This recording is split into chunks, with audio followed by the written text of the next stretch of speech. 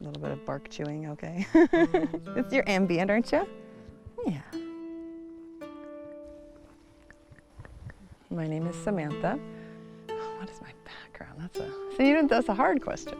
I've been riding horses my whole life.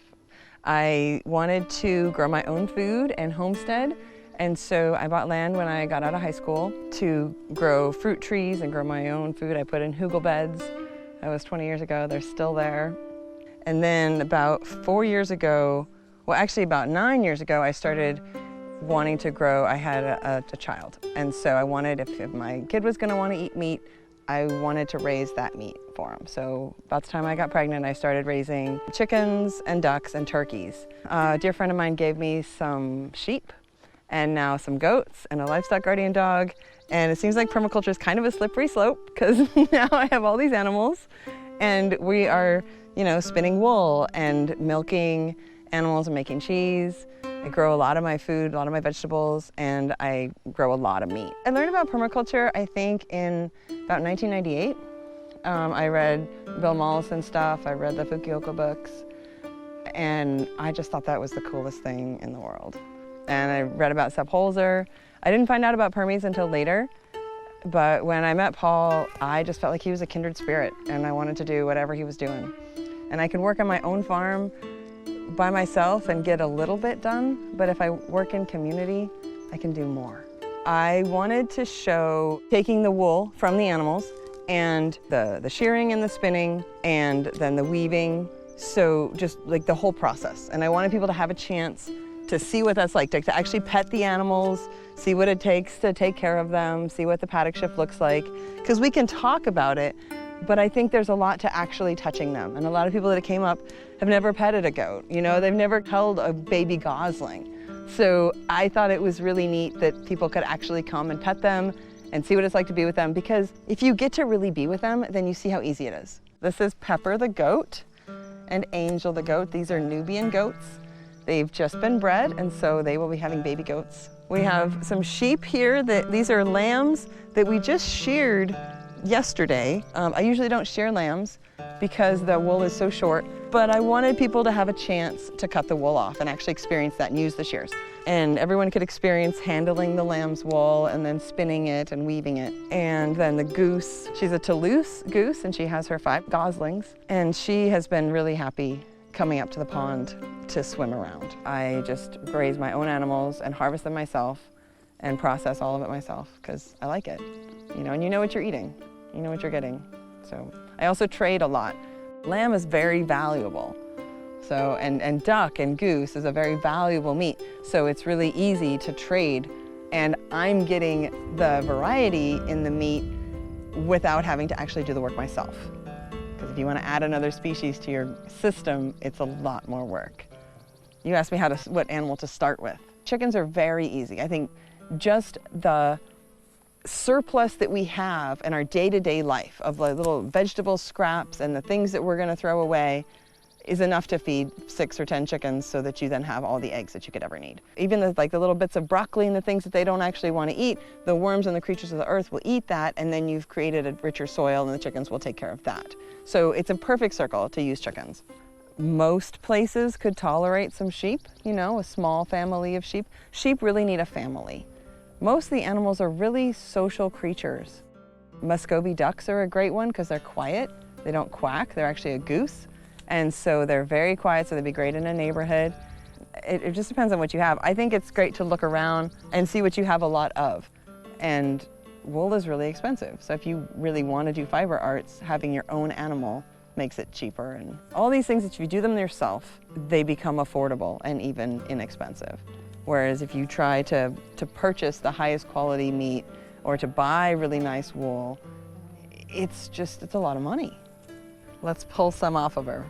So this is wool, and it needs to come off the animal every year. She grows a winter coat and she needs someone to come and pull it off. Now if you didn't, they would eventually shed it, but they'd spend a lot of days of being hot and uncomfortable. So the first step is to get all this organic material out of there. There's grass and there's, seeds and whatever, and you're gonna run it through something called a carder, which is basically just a big old comb, and you just scrape it across the comb, until it combs out all the grass and the bits. And then all the hairs are laying in the same direction. Next, you're gonna spin it. So you're gonna take these fibers and twist them. And as soon as you twist them, they become strong. Just like any rope, if you were to untwist it, it will be weak. And when you twist it up, that makes the fibers strong. Now you can twist it again so that it is a doubled strand. And that's a really strong piece of rope. It's just a little lamb's wool, but it's very strong. The next step would be to either put it over some knitting needles or to put it in a loom. If you were going to put it in a loom, you'd have a woven fabric. If you're knitting, then it's more like a sweater. These guys are great for having fiber around because you can have as much as you want, and you can have all the different colors. Like I got a white sheep this year, so I have that contrast. We've got the brown and the black and a few other colors, and you don't even have to dye it. If you have different colored animals, you can have the patterns that you might want without doing any extra work of, finding the plant dyes and dyeing it. You can. I haven't yet with my own wool because I just have all the colors of animals. I don't need the contrast. I'm happy with the amount of art that I can make just with what the colors they have. And then the color doesn't wash out. This is something I didn't know I was going to have this opportunity. A couple months ago, one of the guys told me that there was a drip going on with the overflow of the cistern. And if you have a drip and you have ducks, then you can have a pond. And so I told them, let's get the ducks up here and let's do that. And then they told me they already had dug the pond, but it was leaking.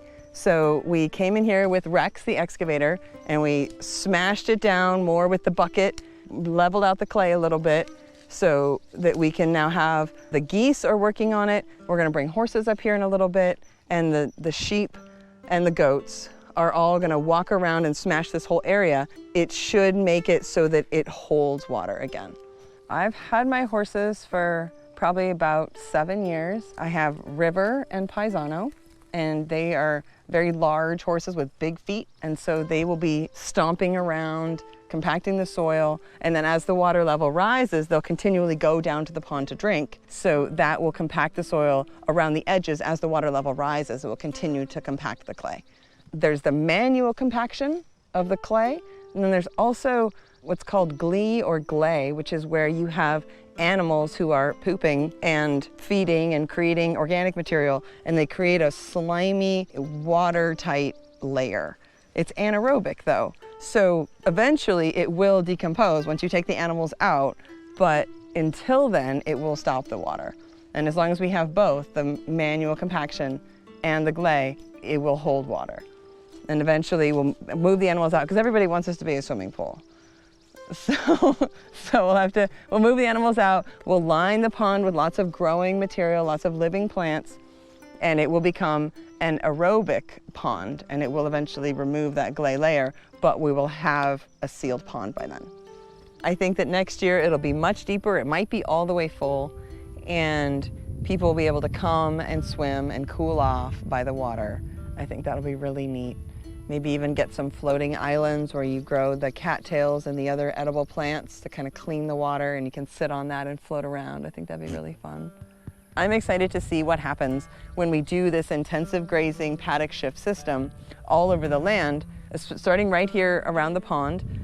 The animals are enclosed around the pond, and then we're making paddocks off of this initial enclosure. So we'll do the paddock shift system in a larger circle around here, and we'll see what happens, how much more organic material is produced when we've had the manures, we've had the grazing and the browsing encourage growth in the plants, and then the animals' manure fertilizes the land, and then you take the animals away, move them to the next paddock, and then let the land recover. So every time you do that, you should see more growth and a deeper soil. And after a couple of years of doing that, you should see a significant change. So hopefully you're taking so much video this year that next year we'll see more. And over the next few years, we'll see this land become even greener and the soils even deeper and richer. And then more food can be grown, more, and just more life. Great. Thank you so much. You're welcome. Thank you.